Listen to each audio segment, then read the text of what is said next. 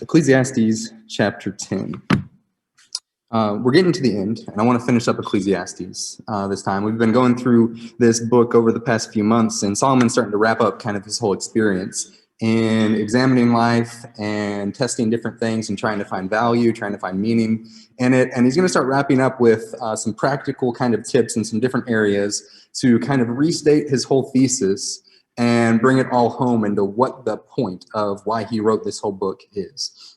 And so starting out in Ecclesiastes chapter 10 and verse 16, he says, "Woe to you, land, where when your king is a child, and your princes feast in the morning. Happy are you, O land, when your king is the son of nobility, and your princes feast at the proper time for strength and not for drunkenness." And so he's going to start out in this section, I think, largely giving some kind of political advice in the political realm, and he'll do this various different times in the book. But he starts off by saying it's a blessing whenever you have experienced leadership in your country. Whenever people aren't too young, aren't too naive, but they understand how things work and how to run things, there's a lot of wisdom that comes with age, and that's usually true. Not always true, but usually true.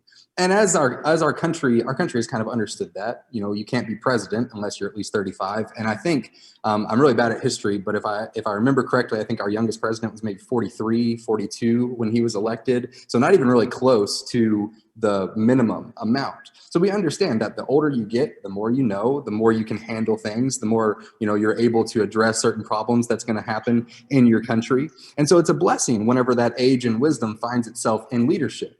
And that also has some different other applications, I think. It's one of the reasons why our elders, why our shepherds are older men, experienced men that have, raised children. They've, trained their children in the ways of the Lord and done that successfully, and they're able to oversee and watch over the souls of the church. God understands that that's a valuable thing to have in experience and wisdom.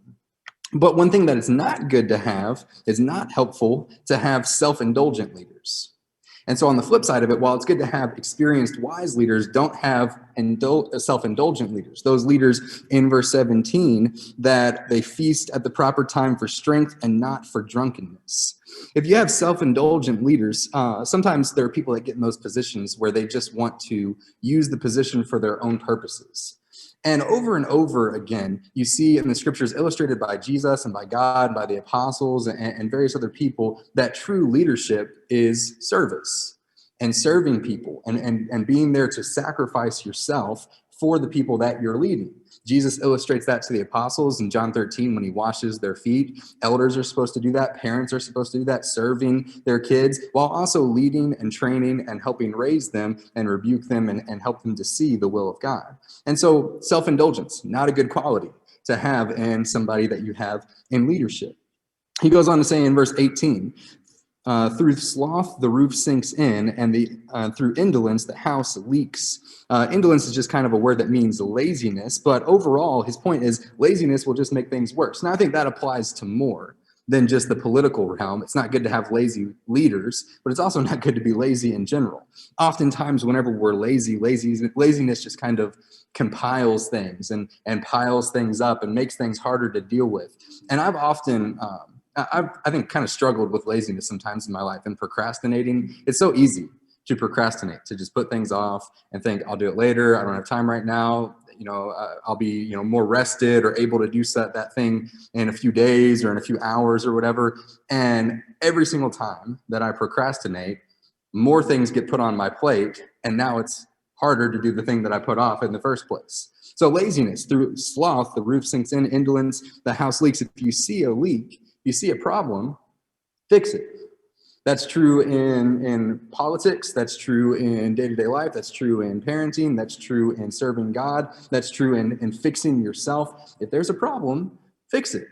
Just take the time. It might be inconvenient to take the time and stop what you're doing, but fix the problem and it'll save you so much trouble down the road. And he goes on in verse 19 to say, bread is made for laughter and wine gladdens life, and money answers everything. Now, I think that we can probably tell, based on reading the book so far, that Solomon isn't saying this is his point. that this is kind of how people have viewed life in general. This is the world's view on life. Solomon is not saying that money is the answer to everything, bread is made for laughter, and all this kind of stuff. He's saying, and he's already addressed in this book, that the world views life in that way. Don't be confused by the blessings that are in life. They're not going to answer all of your problems. And it's almost kind of a sarcastic comment that's there. And in verse 20, he says, even in your thoughts, do not curse the king, nor in your bedroom curse the rich, for a bird of the air will carry your voice, or some winged creature tell the matter. Wrapping up this little section, he says, don't complain. Don't complain about your leaders. And he's brought this up before, and I think this is so important for us to do, and it's so easy for us to do this, to complain about leadership. And oftentimes I think, if I was the leader, we wouldn't have all these problems.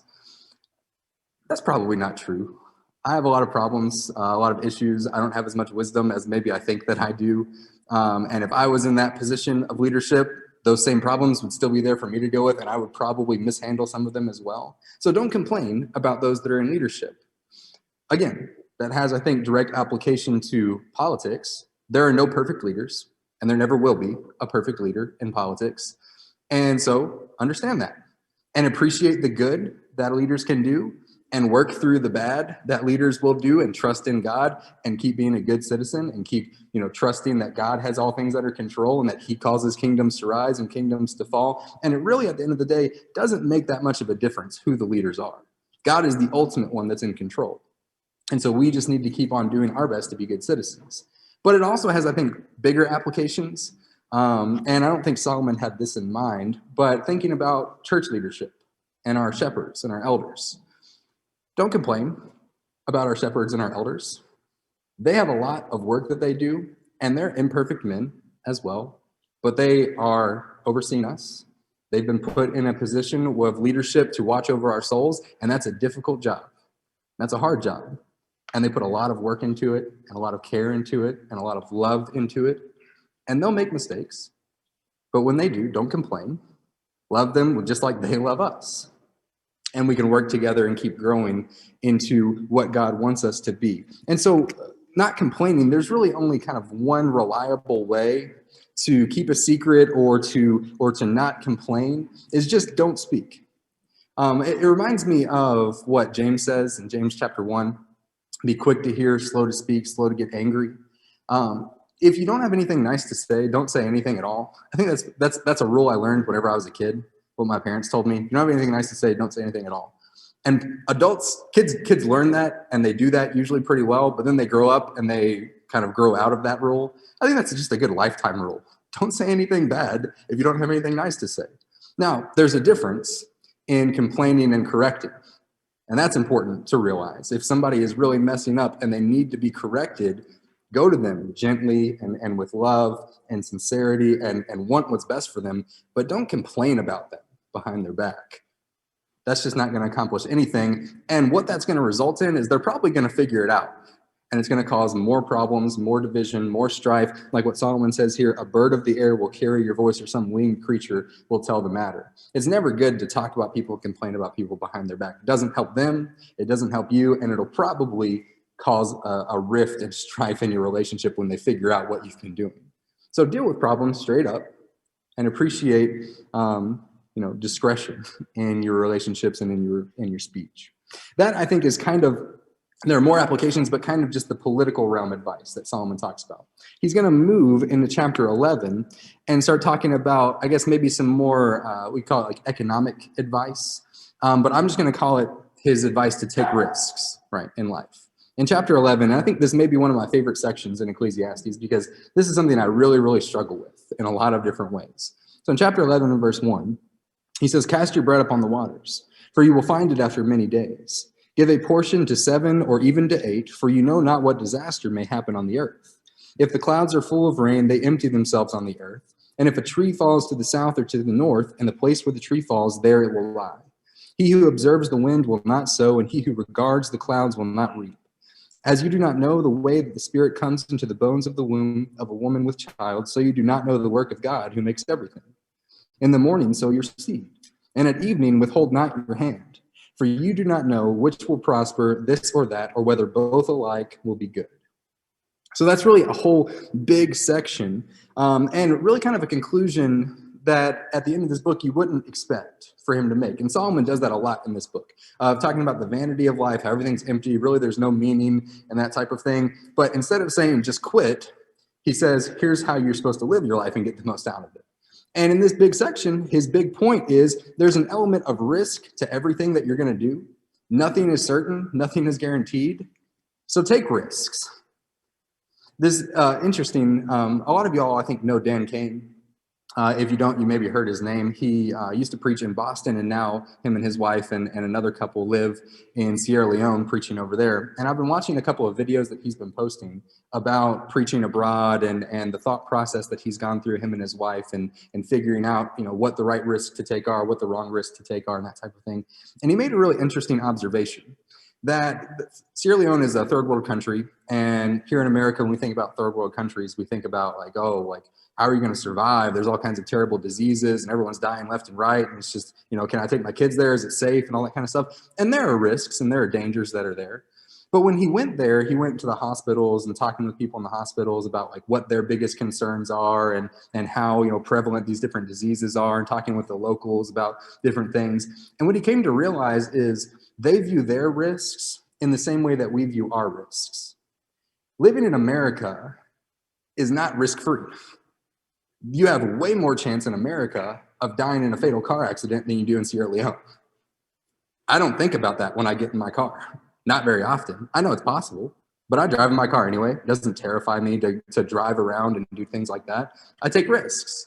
And so having the right perspective and understanding that no matter where you are, no matter what you do, there's going to be risks. Don't be paralyzed by that. That's kind of how life works. Still go out and do good. And so he keeps saying things that sometimes our uncertainty about different things kind of paralyzes us. And what we need to be careful of is to not let a lack of certainty destroy our initiative and our diligence in doing things. The fact of the matter is you can't calculate the result of something that's going to happen before you do it. So just do it. I like the illustrations that he gives in verse 3. He says, if a tree falls to the south or to the north, in the place where the tree falls, there it will lie. I got to watch Mike Mioza. Some of y'all know the Mioza family. Mike works chopping down trees. He has his business doing that. I got to watch him chop down a few different trees a couple of months ago, I think, when we were in New York. And it's really incredible. I don't know, something about being a guy. I think it's cool to watch something that big fall down. It makes that really big smashing sound. But it's incredible to watch how you can do everything that you can to make it try to fall in the direction that you want it to go. And a lot of the time, if you're careful and diligent and do things how you're supposed to do, it will fall where you want it to go. And I asked Mike, how many times, what's your accuracy of getting it, to fall exactly where you want it? And he said, usually it goes where I want it to go, but there have been a few times where it doesn't, and that's pretty scary.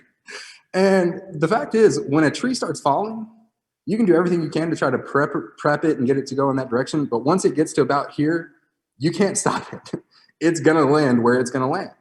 That's how life is. You can do everything that you can to try to prep it and set it up and make it work the way that you want it to work, and sometimes it will, and that's a blessing. And sometimes it won't, and you can't change it, and that's fine. But don't let the fact that it might fall in the wrong direction stop you from cutting it down.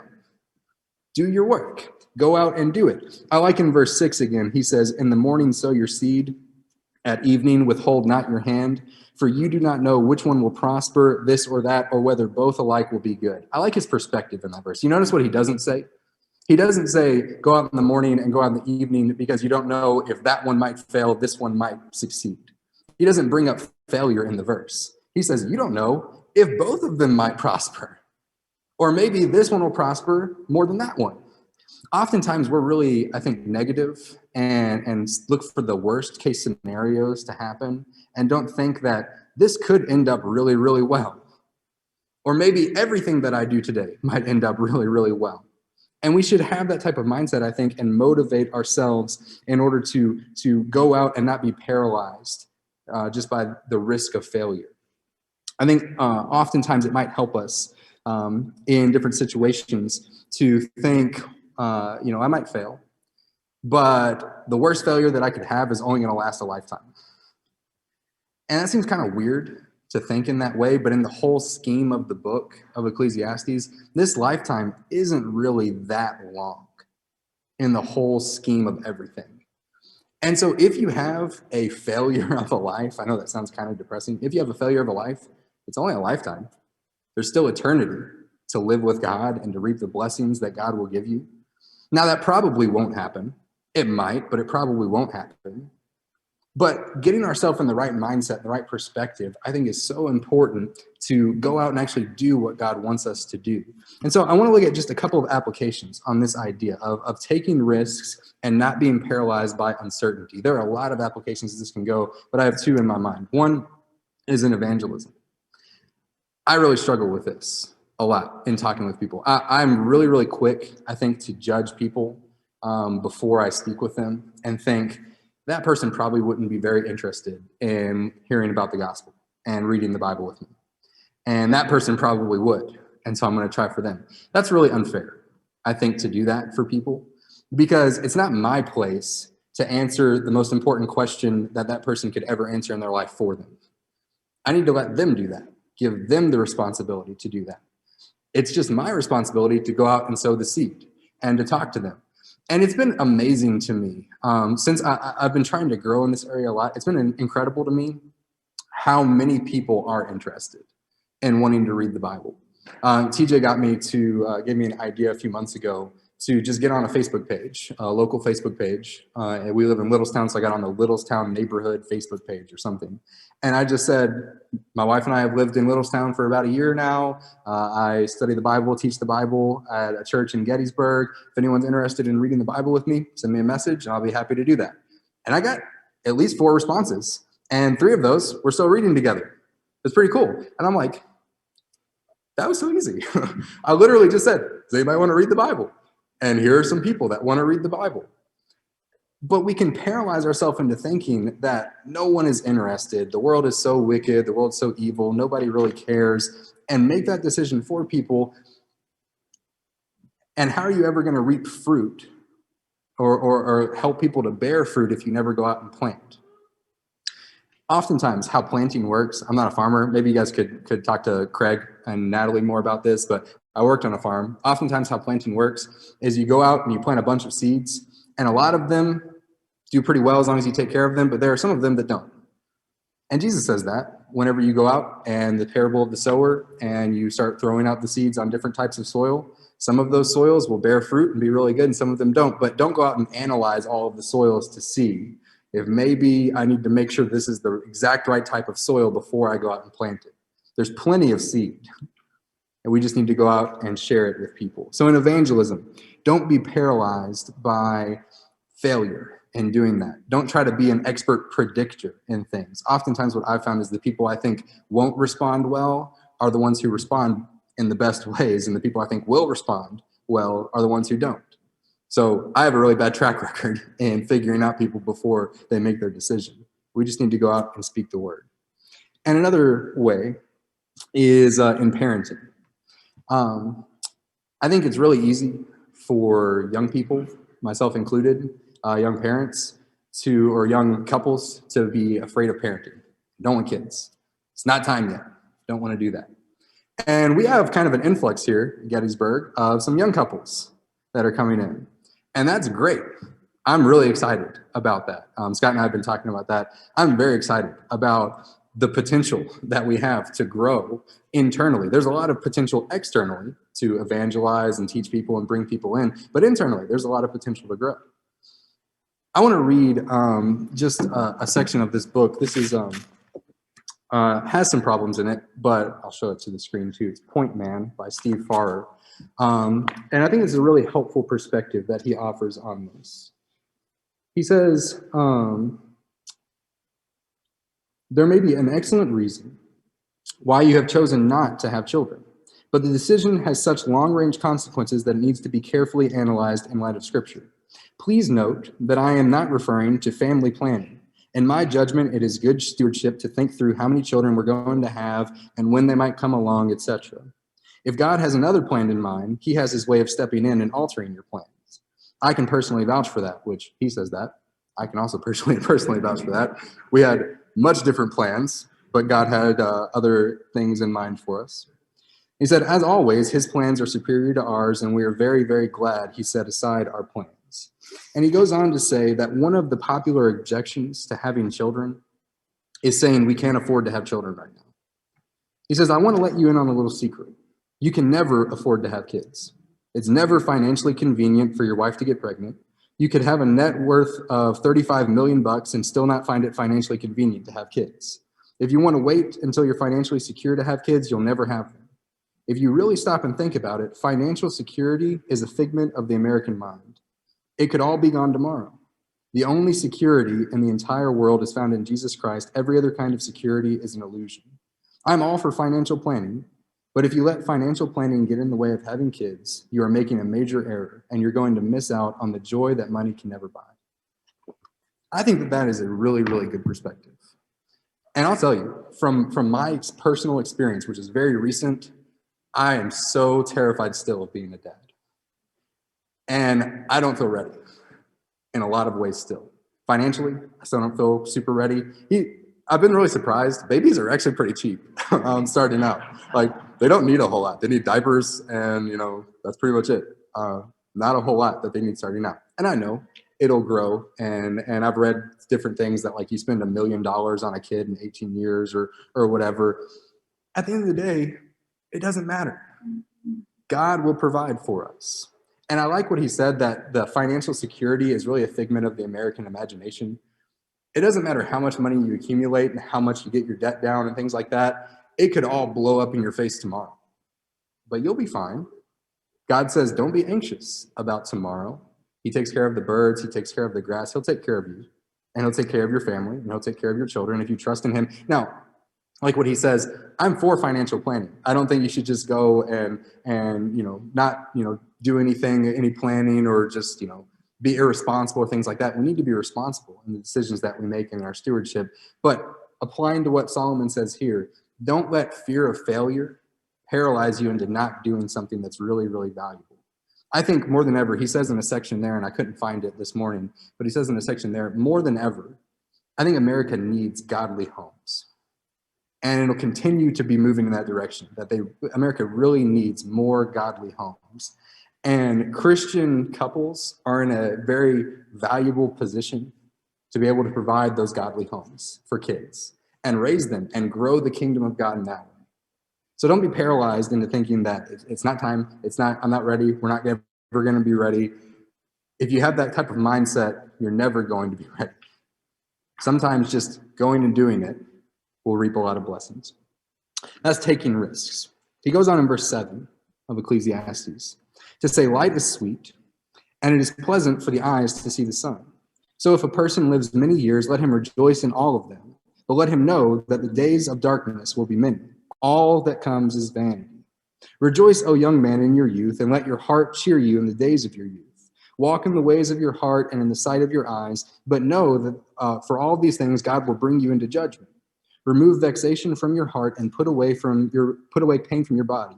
For youth is the dawn of life, and the dawn of life are vanity. And so he comes back to his conclusion that he's been coming to, I think this is the 7th time in the book, that when you think about life in general, just life under the sun, the best thing that you can get out of life is just to enjoy it. But he adds a couple of extra things here that he wants to make people aware of. Whenever you're enjoying the things in life, realize that that's exactly what God wants you to do. And there are other places I mentioned in 1 Timothy chapter 6, where Paul gives instructions to the rich of this age. He doesn't say, don't enjoy the blessings that you have, but use them to help other people. And God doesn't want you to just get rid of all of the blessings. He wants you to use the blessings to be a better influence and to help people in this life, and the instructions to the rich there in 1 Timothy. But God wants us to enjoy the things in this life. So go out and enjoy them. But as he's starting to get closer to the end of the book, he wants to put the seed in our mind that while you're enjoying things in this life, enjoy them in the way that God intended you to enjoy them. Because God will bring into judgment all the things that you do. There are a lot of fun things to do in this life. Some of them are sinful, right? Don't enjoy sinful things. Don't enjoy good things in a sinful way either. Enjoy things in the way that God has intended them to be enjoyed, and your life will be much better for it. And realize that God will judge you for the things that you do. And as he's talking about that, he starts saying, well, I said there also, don't make them your God or your source of fulfillment. Whenever God has given you your blessings, understand that they're coming from God, and don't stake all of your joy and your peace on the blessings that God has given you. But as he starts saying that, he says, in particular, one of the blessings to enjoy and to take advantage of is your youth. There are a lot of advantages to being young, and we're going to talk about some of those in just a second when we get to chapter 12. But enjoy that blessing and use it for God's purpose and to further the things that God wants us to do. And so he says, enjoy the things in life. Don't enjoy them in the way that's not right to enjoy. Enjoy them in the way that God wants you to enjoy them, and use your youth for God's purposes. And he continues by saying some of the advantages of being young and what to think about in chapter 12. He says, chapter 12, verse 1, remember also your Creator in the days of your youth, before the evil days come and the years draw near, of which you will say, I have no pleasure in them. Before the sun and the light and the moon and the stars are darkened and the clouds return after the rain. As he's talking about youth and young people, he's saying take advantage of the position that you have. And I want to argue, as young people, you have more opportunities, and we have more opportunities because I'm still a young person now. We have more opportunities now, I think, to serve God than what we ever will. And our life is just going to get more and more busy and have more and more things that try to get in the way of serving God and helping with different things. Because right now, we're going to get older, and our output and our potential for doing things is going to drastically decrease the older that we get. There's so much energy, so much time that we have. And I know it doesn't seem like, for me, it doesn't seem like I have very much time, but I know that whenever I am, 30 years from now, if the Lord blesses me with 30 more years, I'm going to have even less time to do the things that maybe God wants me to do. So take advantage of the time that we have now to do things. We have more time now than we'll ever have. We have more mental ability than we'll ever have. I'm only 25.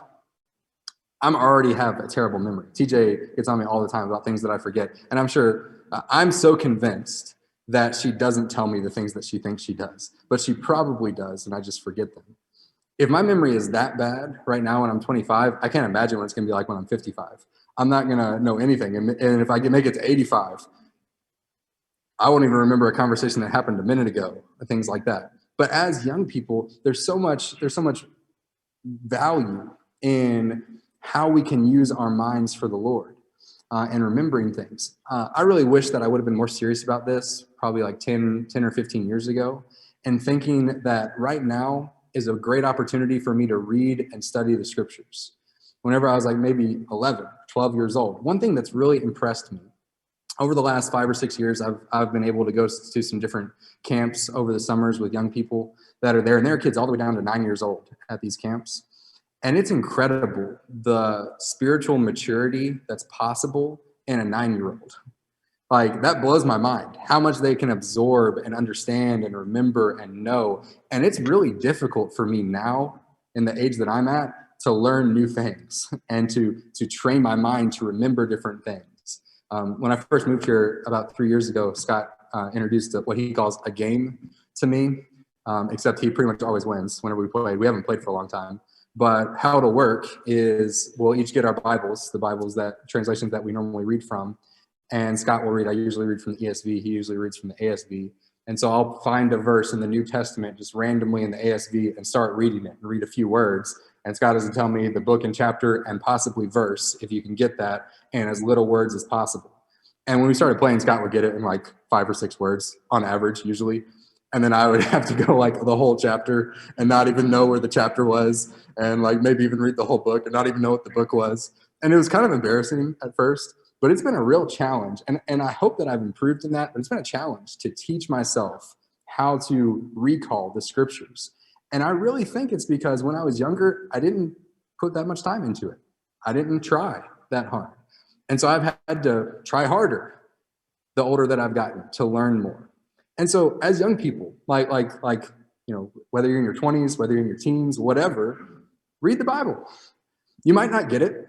I don't get it a lot of the times in things that I read, but it'll help so much if you start young. Start developing prayer habits and a prayer life young.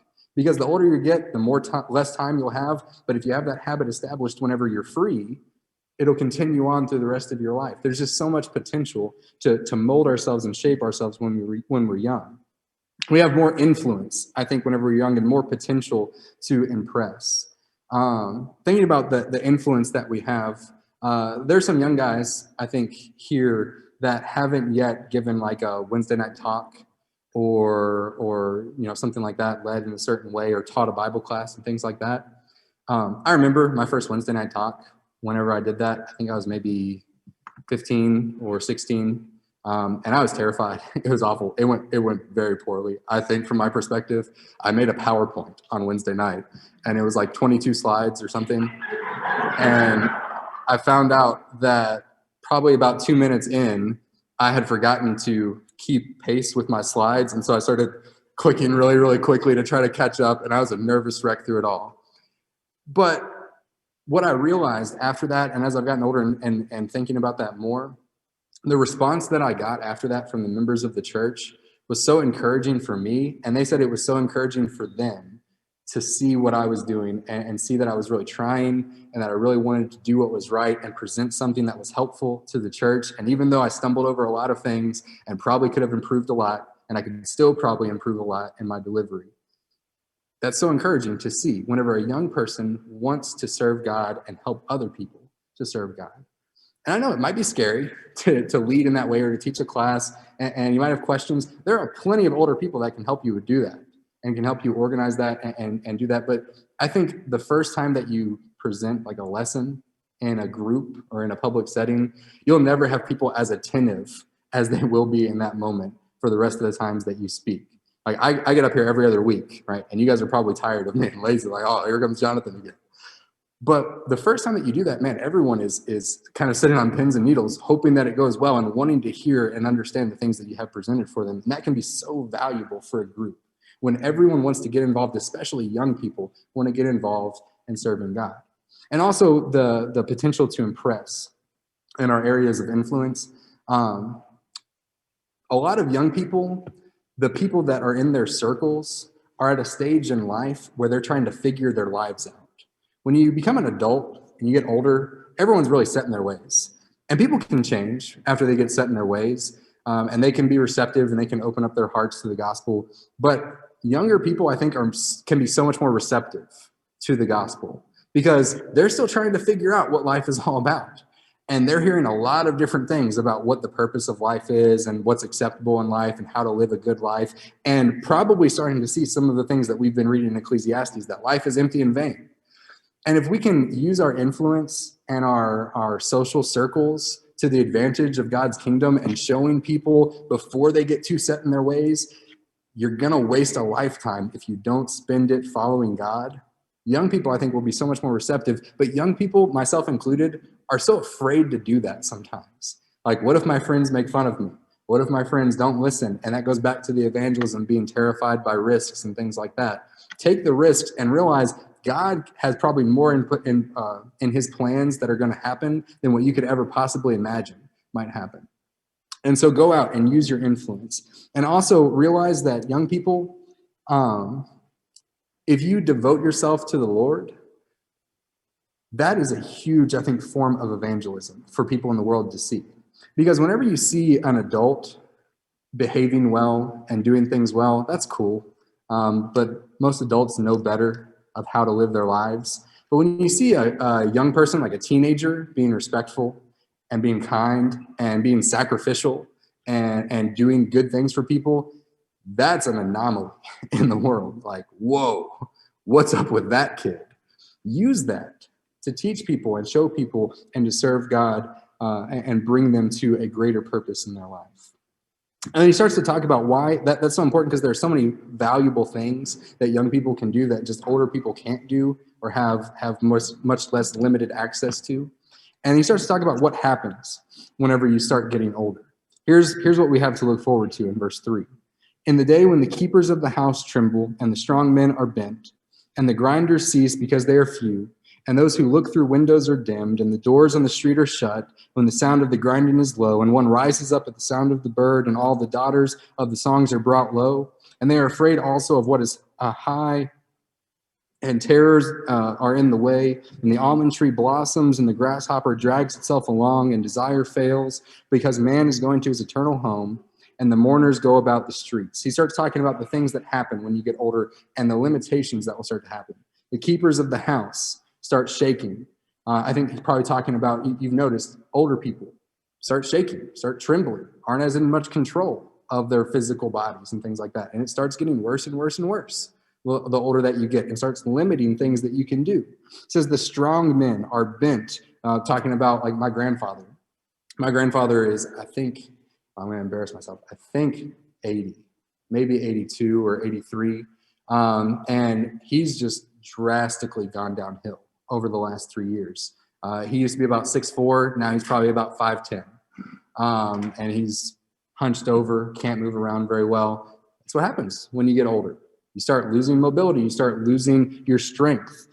He says the grinders of the, where is that? In verse 4, the sound of the grind, or there it is, in verse 3, the grinders cease because they are few. Your teeth start falling out whenever you get older.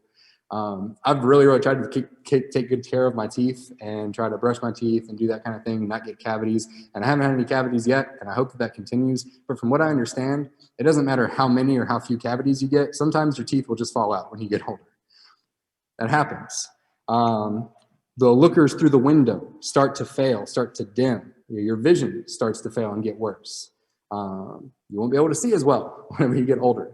And that has challenges that comes with it. The doors are shut whenever the sound of the grinding is low. Your hearing starts to fail. You start rising with the birds. You don't get as much sleep whenever you're older. The daughter's songs start to dim out and fade away. Your voice starts to lose its strength, and you can't communicate as well, and things like that. The almond tree blossoms. You're afraid of heights and terrors. The grasshopper drags itself along. You're not as agile and capable of doing the things that you used to be able to do whenever you're younger. That's kind of depressing, right? To read through all of that. Like, here's what you have to look forward to. Everything is going to start turning off and breaking down, and you can't control it, and it's going to be rough. Well, there are, I think, two different ways to look at that. When you're young, realize that that's going to happen and take advantage of the blessings you have now. And also, when you're older, don't put so much stock in physical power and physical capability. Put your treasure somewhere else. Because if your life is all about your capability of doing things and supporting yourself and living your life how you want to do it, when that starts to be taken away from you, your life is not going to have any meaning at all. But if you have your treasure put in heaven with God, it's going to get hard. It's going to get difficult. But like what Paul says, though our outer self is wasting away, our inner self is being renewed day by day. And we have this eternal weight of glory that's waiting for us. So when you're young, use the blessings that God has given you and blessed you with. And maybe when you're young, some of those blessings might be taken away too. I knew a guy, his name is Michael Brent. He passed away probably about 10 years ago, I think, maybe 12 years ago. And he was 10 years older than me or 7 years older than me. He was in a pretty bad car accident and was paralyzed from the neck down. And he was about 22 when that happened. Age happened really quickly to him, I guess you would say age, where he lost all of his physical capabilities pretty much. But I still remember Michael Brent, 10 or 12 years later, as the guy who didn't let that stop him from being joyful and being thankful to God. Every time you saw Michael Brent, he was smiling. He couldn't control his hands. He couldn't control his legs. He couldn't stand up, but he could still smile. And so he was going to use that to smile and thank God for what he did have. And so the perspective is just so valuable and so important to have and to be constantly aware throughout our life, because it's going to get harder the longer we live, but there will always be good things that we can use what we have left for God. And that's where true value and true contentment and joy and peace come from. He says in verse 6, before the silver cord is snapped, or the golden bowl is broken, or the pitcher is shattered at the fountain, or the wheel is broken at the cistern, and the dust returns to the earth as it was, and the spirit returns to God who gave it. Vanity of vanity, says the preacher, all is vanity. It's all going to end up somewhere. And it's all going to end up with us back in the ground. Whether we die young or we die old or Jesus returns, Things are going to get harder and harder the longer that we live. So use the blessings that we have. Remember your Creator in the days of your youth and do good with what God has blessed you with.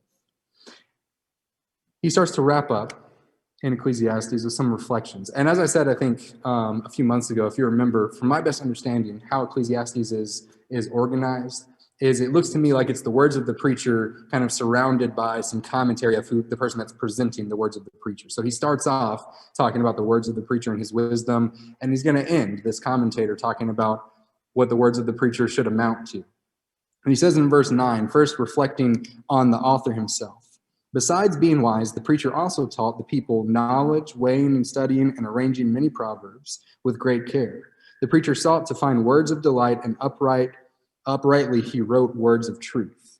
And so he says, first off, the preacher, Solomon, he had plenty of experience, and he had plenty of knowledge, and he had plenty of things that were available to him to be able to compile these proverbs, compile the things that he wrote here, and to seek out how to say them in a easy to understand way, an applicable way to understand, and to use those to better our lives.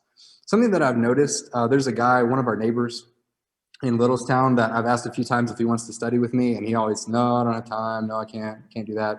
But like a lot of times whenever I'm walking up the sidewalk, he'll be standing outside and just kind of hanging out, and he'll talk with me for like 30 minutes if I stand there for 30 minutes. So he has time. I just think he doesn't want to read.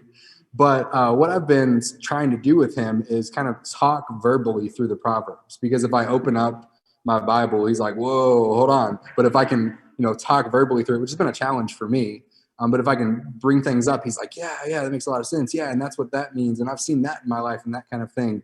It's incredible to me that somebody that doesn't really have any interest, at least right now, in reading the Bible, can see and understand the wisdom that's in the Bible and appreciate it.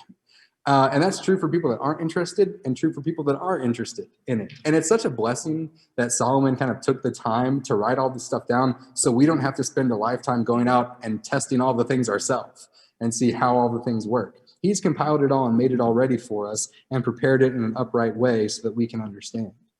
And he starts to talk about the words that are contained in Ecclesiastes. In verse 11, the words of the wise are like goads, and like nails firmly fixed are the collected sayings. They are given by one shepherd.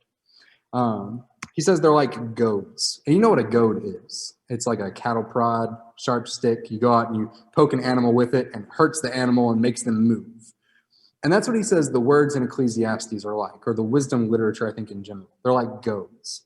And I think what we need to be careful of when we're reading Ecclesiastes or any of the other spirit or wisdom literature is to not give in the temptation to kind of take some spiritual ibuprofen and dull the pain and think, wow, that really hurts. We've all experienced that. When someone says something to you that's just really piercing, and you're like, man, take it easy. Like you're attacking me. Like that's what the scriptures are supposed to do.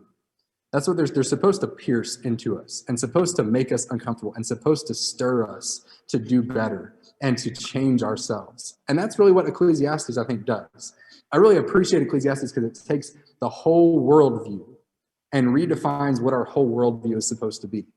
And so many times I've found myself failing in the focus that I need to have in my life and being distracted by so many different things in the world. And I need to read Ecclesiastes, I think, pretty often to remind myself and goad myself into refocusing myself and redirecting my energy and my attention on things that really, truly matter and truly last, and applying myself in that direction. He says that they're like nails that are firmly fixed. I think the words of Ecclesiastes and the wisdom literature give us a strong foundation. There's a guy that I worked with thinking about the nails that are firmly fixed. A guy that I worked with before I moved here and heating and cooling, we were installing a system in an attic. And whenever you start installing a heater furnace in an attic, usually you do that in the new construction process before any of the plaster's been put up or drywall or things like that. So it's open and you're walking on the rafters in the attic and you can see like 20, 30 feet down or whatever if it's a 2-story house.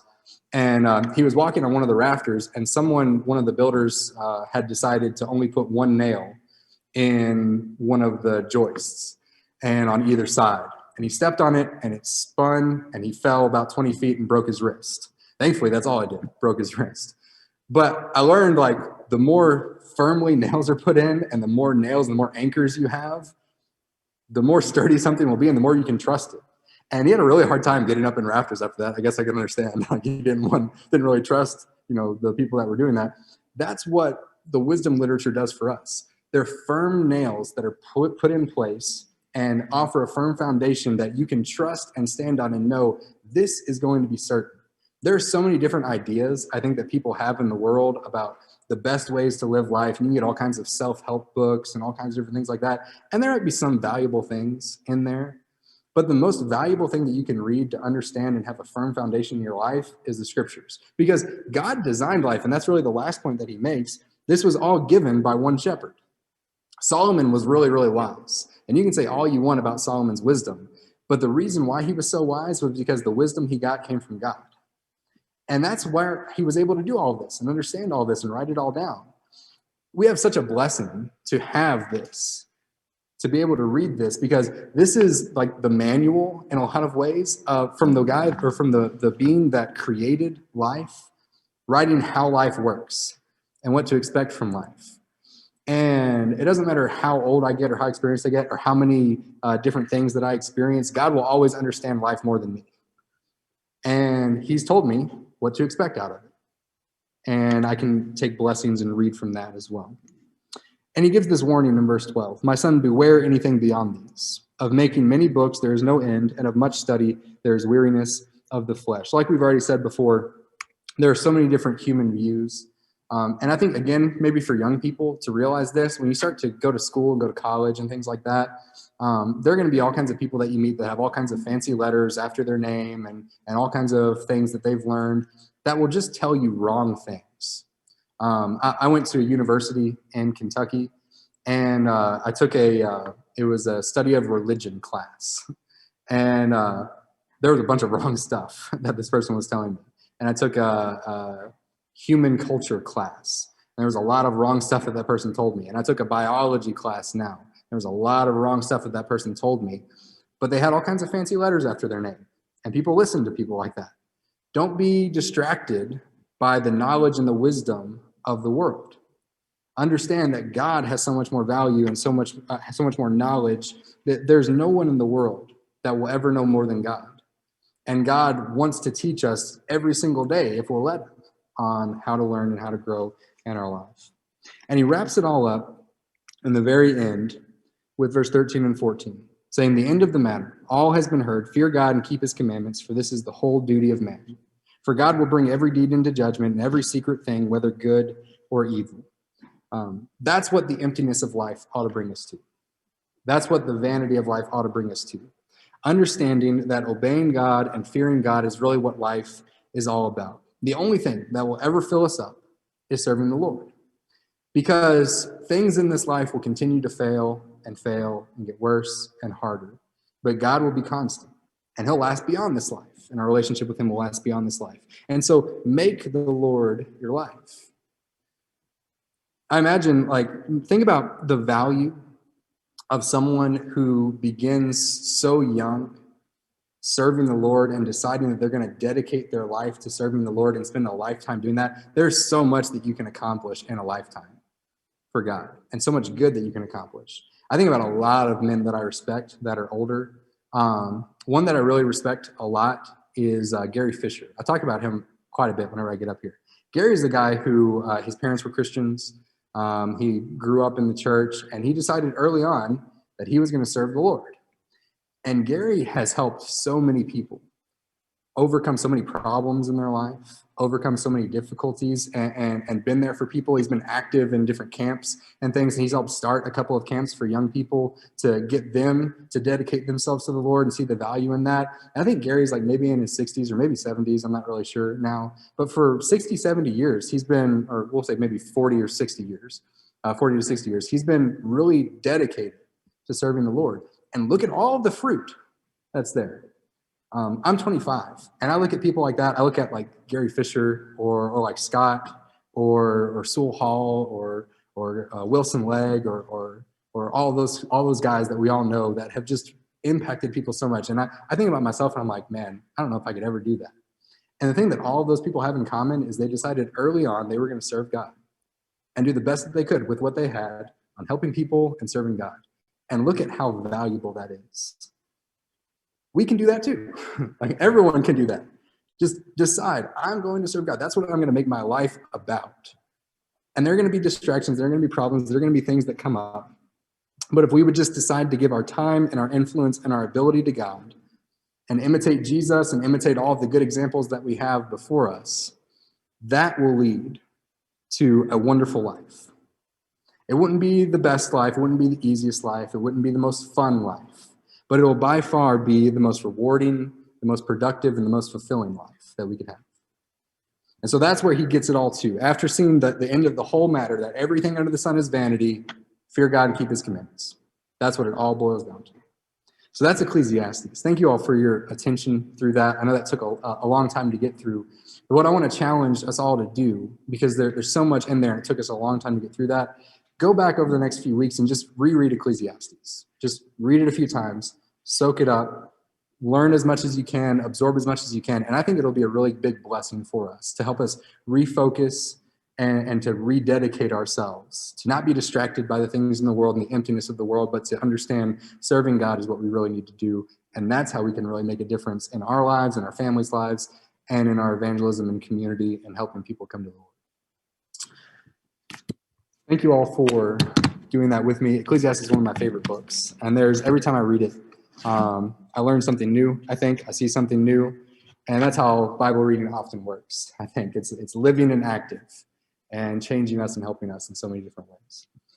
This morning, if you need to respond to the gospel, if you need to ask for the prayers of the church here, you've been struggling with different things, we can pray for you through that. If you want to dedicate yourself to the Lord for the first time today, have your sins washed away and be baptized, we can do that for you as well. So you can come forward and talk to me about that while we stand and sing this song.